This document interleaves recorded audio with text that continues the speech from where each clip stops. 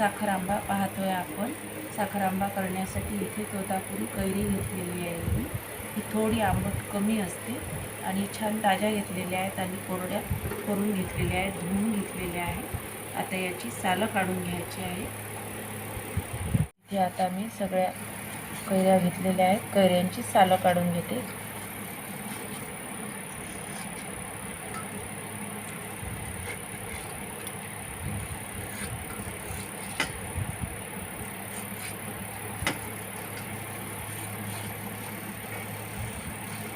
Kilo कैरीचा किस एवढा झालेला आहे आणि आता याच्यामध्ये साखर घालायची। साखर आपल्याला किती गोड साखर आंबा पाहिजे त्या प्रकारे घालायची। मी इथे 1 किलो कैरीचा किस एवढा निघालेला आहे, त्याच्यामुळे अर्धा किलो साखर घालत आहे आणि नंतर आणखी पाहणार आहे मी, आंबट वाटला तर थोडीशी आणखी वाढ होईल।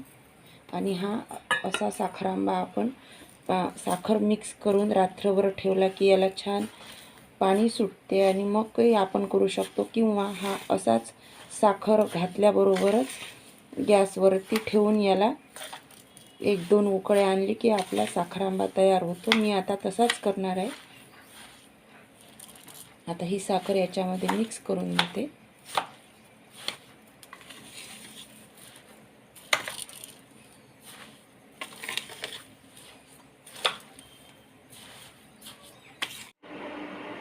आता इथे बारीक फ्लेमवरती मी साखर आंबा शिजायला ठेवलेला आहे आणि अगदी बारीक गॅसवरची फ्लेम करायची आहे आपल्याला, म्हणजे हळूहळू छान शिजतील आणि अधूनमधून खालीवर करत राहायचा, म्हणजे खालून लागून येणार नाही।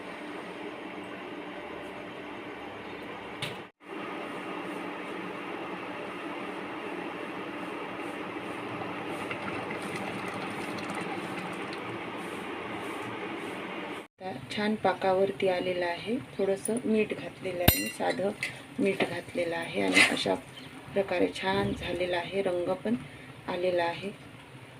इथे 7 ते 8 मिनिटानंतर साखर छान विरघळलेली आहे। अजून 8 ते 10 मिनिटं आपल्याला शिजवायचं आहे, म्हणजे छान पाकावर येईपर्यंत आपल्याला साखर आंबा अगदी मंद गॅसवरती शिजवून घ्यायचा आहे।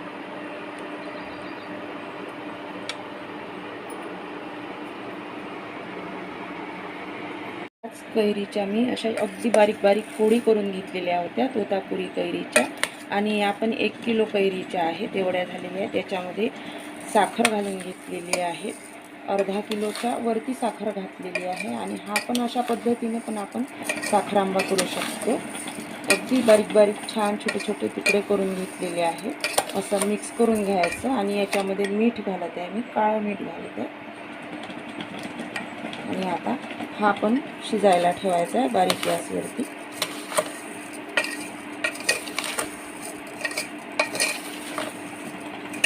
आता इथे छान शिजत ठेवलेला आहे मी, हा छोटे छोटे तुकडे करून घेतलेले होते, त्याचा पण साखर आंबा इथे असा शिजत आलेला आहे। आणि याच्यामध्ये साखरेचं प्रमाण आणखी मी 1-1 वाटी दोन्ही साखर आंब्यामध्ये वाढवलेलं होतं, मला थोडासा आंबट वाटलेला होता त्याच्यामुळे।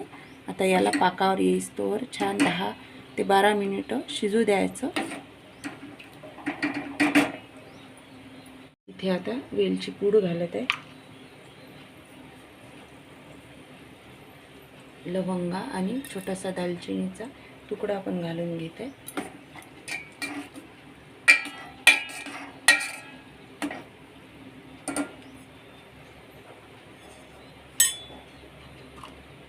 इथे छोट्या छोट्या पोळींचा जो साखर आंबा करायला ठेवलेला होता आपण, तो पण झालेला आहे आणि छान पाकावरती आलेला आहे आणि कैरी पण छान शिजलेली आहे। आणि फार लगदा असा करायचा नाही, तर असंच ठेवायचा। आता मी गॅस बंद करते।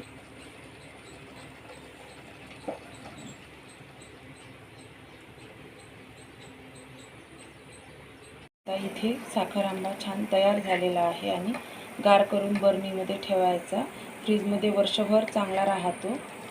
अशा पद्धतीने छान रंग आलेला आहे आणि इथे हा जो पोळींपासून केलेला होता तो पण छान झालेला आहे आणि घट्ट आलेला आहे।